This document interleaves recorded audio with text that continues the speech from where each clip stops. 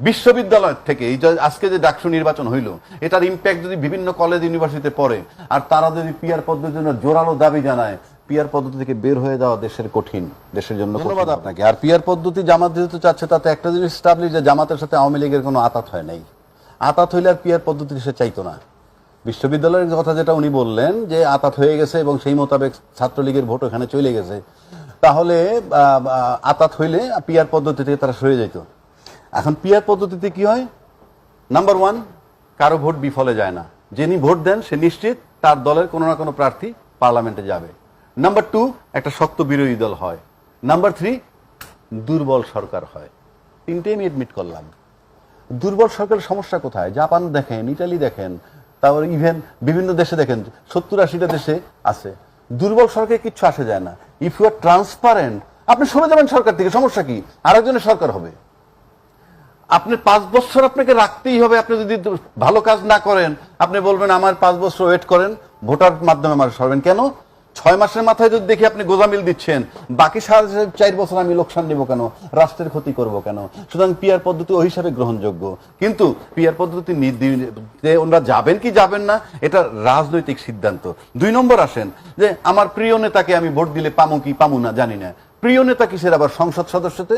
সংসদ সদস্যের কাজ হলো আইন প্রণয়ন করা, সংসদ সদস্যের কাজ হলো বাজেট প্রণয়ন করা, সংসদ সদস্যের কাজ হলো সাব কমিটি করে সরকারের কাজ সুপারভাইজিং করবে, সংসদ সদস্যের কাজ এমপি প্রাইম মিনিস্টার নির্বাচন করবে, রাষ্ট্রপতি নির্বাচন করবে, স্পিকার নির্বাচন করবে। আপনি যে কথাগুলো বলেন সবগুলো ঠিক আছে, কিন্তু বাংলাদেশে এখন এই পার্সপেক্টিভ আছে কিনা? নাই। 53 বছর ধরে সংসদ সদস্যরা সংবিধান ভায়োলেট করে, যেগুলো তার কাজ নয়। ডেভেলপমেন্ট ওয়ার্ক দেখতে যায়, সুপারিনটেন্ডেন্ট ইঞ্জিনিয়ার ডাইকে এনে ধমকায়, স্কুলের টিচার এনে ধমকায়, অমুক করে ভর্তি করতে বলে, তার কাছে এসে বলে আমি একবার পরিবর্তন করা তো সম্ভব না।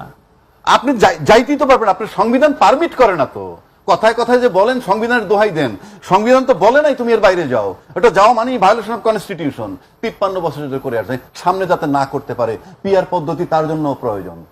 2 নম্বর আসেন, বিশ্ববিদ্যালয় থেকে এই যে আজকে যে ডাকসু নির্বাচন হইল, এটার ইম্প্যাক্ট যদি বিভিন্ন কলেজ ইউনিভার্সিটিতে পড়ে, আর তারা যদি পিআর পদ্ধতির জন্য জোরালো দাবি জানায়, পিআর পদ্ধতি থেকে বের হয়ে যাওয়া দেশের জন্য কঠিন হবে।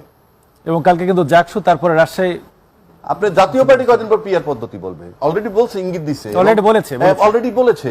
সুতরাং আপনি, ইট ইজ ভেরি টাফ। আপনি ডে বাই ডে সামনে যে পরিস্থিতি আসতেছে। আরেকটা কথা বলি আপনাকে, এই যে প্রশাসন আমাদের আছে, এই প্রশাসন কিন্তু আওয়ামী প্রশাসন, আপনাকে মাথায় রাখতে হবে। এবং এই আওয়ামী প্রশাসন বলতে আমি প্রশাসনের বিন্দু মাত্র দোষ দেই না। যখন যে রাজনৈতিক দল ক্ষমতায় ছিল, তখন তারা প্রশাসনকে ব্যবহার করছে, এবং পতিত সরকার হয়তো হাইয়েস্ট লেভেলে ব্যবহার করছে, এবং প্রশাসনের কোনো দোষ নাই। কারণ বিগত সরকার প্রশাসনের লোকরা আয়নাঘরে রাখছে, এরকম নজির আছে। এত নির্মম ছিল। প্রশাসনের বিন্দু মাত্র আমি দোষ দিই না। প্রশাসনকে ক্যাশ করে এই রাজনীতিবিদরা, এবং সেই জন্য প্রশাসন বাধ্য হয়, এবং পরে তারা ভিকটিম হয়, কিংবা খারাপ পরিস্থিতি হয়। আমি এখন যেটা আপনাকে বলতে যাচ্ছি সেটা হইলো যে আপনি যে সামনে নির্বাচন করবেন, এই প্রশাসন দিয়ে যখন করবেন, এই প্রশাসন যেমন ইউনূস সরকার ফুল স্টপ দিয়ে দিতেছি, প্রশাসনকে উনি আর এর চেয়ে বেশি কাজে লাগাইতে পারবেন না। আমি লিখে দিলাম চ্যালেঞ্জ। কারণ প্রশাসন জানে আমি তাকে কোঅপারেট না করলে আমার কিছু হবে না। মাই চাকরি ইজ গ্যারান্টি, নাম্বার 1।